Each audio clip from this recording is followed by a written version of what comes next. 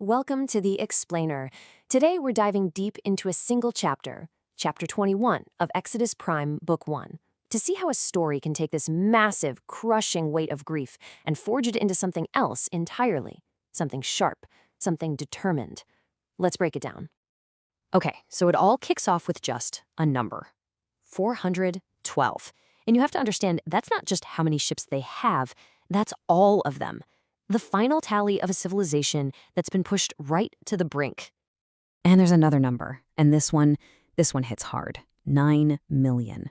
9 million souls. I mean, can you even imagine the weight of that? That's every single person left, every memory, all that trauma, all of it crammed into those few ships, just adrift. And this quote, men, it just nails the feeling at the start of the chapter. It's not just sadness, It's something emptier. It's that classic survivor's guilt, that hollow feeling of being totally lost, asking yourself over and over again, why me? Why did I make it when they didn't? So where do we see all this playing out? We're put right on the bridge of the flagship, the Memory. And the silence there, it's just suffocating. The whole place is basically a stand-in for the entire fleet's state of mind, and we see it all through the main crew. And each character on that bridge, they're like a different piece of that trauma. You've got Vortal, who's carrying the weight of command and his own personal tragedy. Then there's Rella, she's kind of the emotional rock for everyone. The AIs, they're just flat out exhausted, holding everything together by a thread. And Naira, she's the one who's asking the question everyone's thinking. How do we even go on from this? And this is what I think is so brilliant about the writing here. The author shows us just how deep this loss goes without anyone having to say a word. I mean, what could you say? They've lost everything. Words are useless. So that silence, it becomes its own kind of language, saying more than any dialogue ever could. But just when you think they're going to just float there forever in this grief, bam, an alarm goes off. A single, shrieking alarm that just shatters the silence. Now, an alarm is a pretty classic trick in storytelling, right? But here, it does something really important. It completely flips the script, taking us from this quiet, sad place to pure, adrenaline-fueled panic in a split second. And suddenly, the impossible is happening.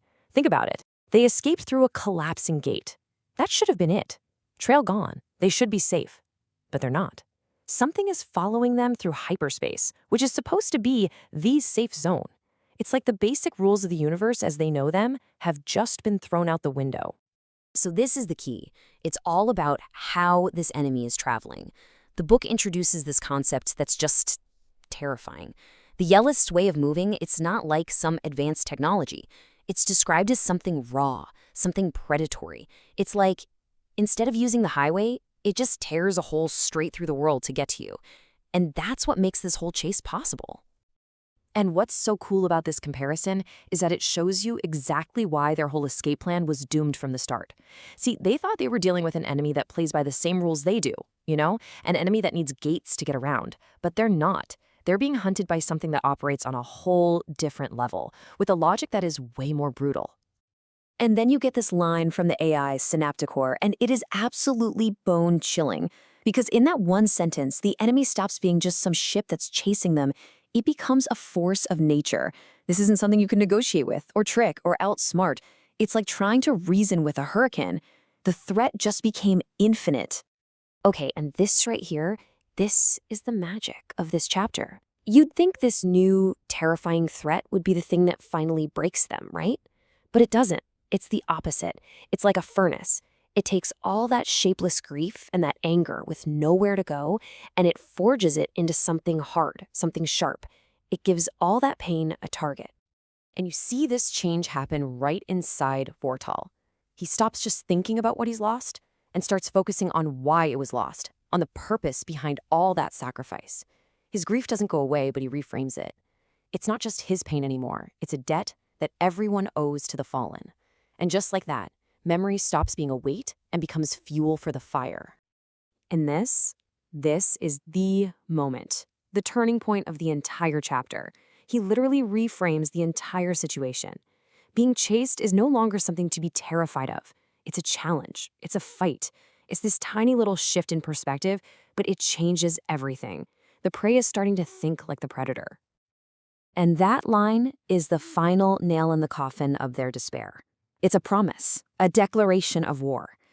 Suddenly, all that pain, all that anger, it all has a direction. It has a single purpose. And in that moment, 9 million refugees stop being refugees. They become 9 million Avengers in waiting, all tied together by this one promise to make the enemy pay. And what seals the deal isn't some big, dramatic speech to the whole fleet. No, it's this quiet little exchange between Vortal and Rella. Just 2 words, but that's all it takes to lock in this new promise. It's this incredibly powerful personal moment that brings this giant galaxy-sized problem right back down to a simple human connection. So by the end of the chapter, the whole game has changed. This isn't a story about finding a new home anymore. It's not an escape story. The whole genre just shifted right under our feet.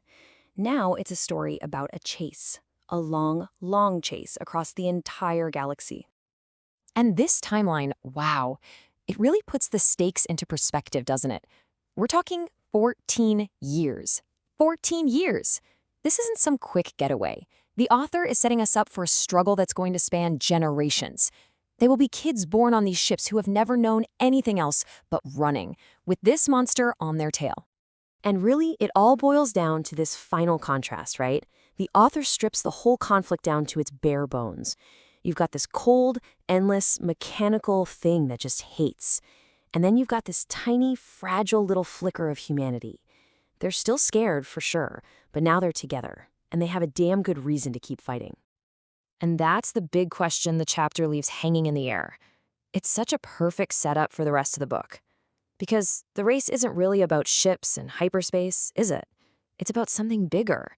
It's asking us, what's stronger in the long run? A hate that never stops? Or the will of a people to remember who they were and to fight for who they're going to be?